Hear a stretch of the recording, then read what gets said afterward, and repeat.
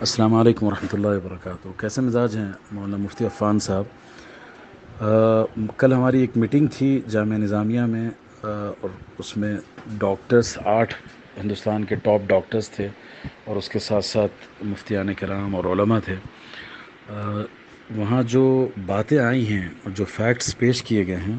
وہ بہت حیران کن اور بہت تشویشناک ہیں۔ کہا جا رہا ہے کہ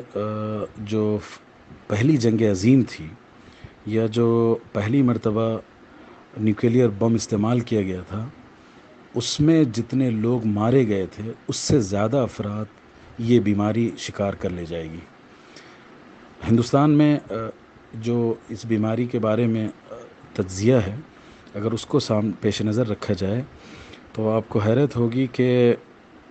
ابھی اس کے پھیلنے کا جو پرسنٹیج ہے کی رفتار ہے وہ 2.5% ہے۔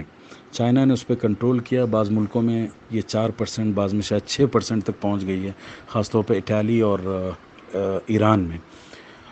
تو ابھی ہندوستان میں اس نے وہ رفتار نہیں پکڑی ہے، لیکن اگر خدا نخواستہ وہ رفتار پکڑتی ہے، یعنی اتنی بڑی رفتار نہیں، صرف 2.5% اگر اس کی رفتار رہے گی، تو کم سے کم 2 کروڑ ہندوستانی لقمہ تر بن جائیں گے اس خوفناک بیماری کا۔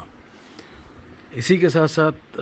جو ایران وغیرہ میں ہو رہا ہے ابھی، کہ لوگوں نعشوں کو بلڈوزر سے اٹھا کے گڑھوں میں ڈال کر جلا کر انہیں خاکستر کیا جا رہا ہے، اس طرح کی ایمرجنسی کیفیت بن سکتی ہے ولا قدر اللہ۔ تو اس موقع پر اگر مسجدوں میں ہم لوگوں کو جانے سے روکیں گے نہیں، اور جس طرح کے اجتماعات کیے جا رہے ہیں مسجدوں میں جمعہ اور جماعت کے حوالے سے، تو یہ بہت بڑا آتش فشاں میں تبدیل ہو سکتا ہے یہ مرض۔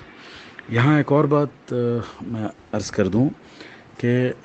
ابھی تک، اب جیسے حیدرآباد میں جن مریضوں کو سخت نگرانی میں رکھا گیا اور جو متاثر ہیں اس کے ان کا ڈیٹا آ گیا 80% مسلمان ہیں اور 20% میں دوسرے کمیونٹیز کے لوگ ہیں۔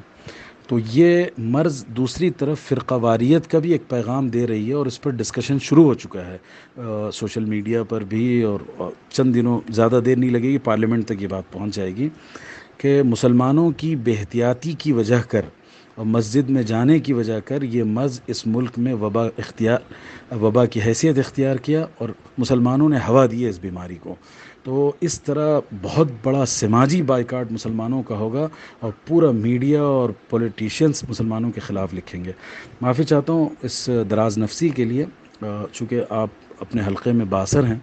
تو اس لیے میں نے یہ پیغام آپ تک پہنچانے کی کوشش کی ہے کہ مولانا پوری کوشش کر ڈالیے کہ مسلمان جماعت اور جمعہ سے ابھی رک جائیں، اپنے گھروں میں نماز پڑھیں، مسجدوں میں قفل لگائیے، اور جو کم سے کم منیمم ریکوائرمنٹ ہے ایک جمعہ اور جماعت کی، اس کو باقی رکھیے۔ امام حنیفہ کے قول کے مطابق جمعہ کے لیے 3 افراد بشمول امام، اور صاحبین کے قول کے مطابق بشمول امام 4 افراد، بس اس کے ذریعے سے، اور وہ بھی متعینہ افراد ہو، یہ نہیں کہ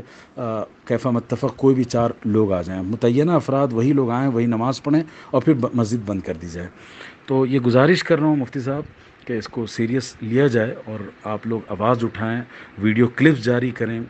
تحریری شکل میں ان چیزوں کو عوام تک پہنچایا جائے، اور عملی طور پر روک لگائی جائے۔ جزاکم اللہ خیر، بارک اللہ فیکم۔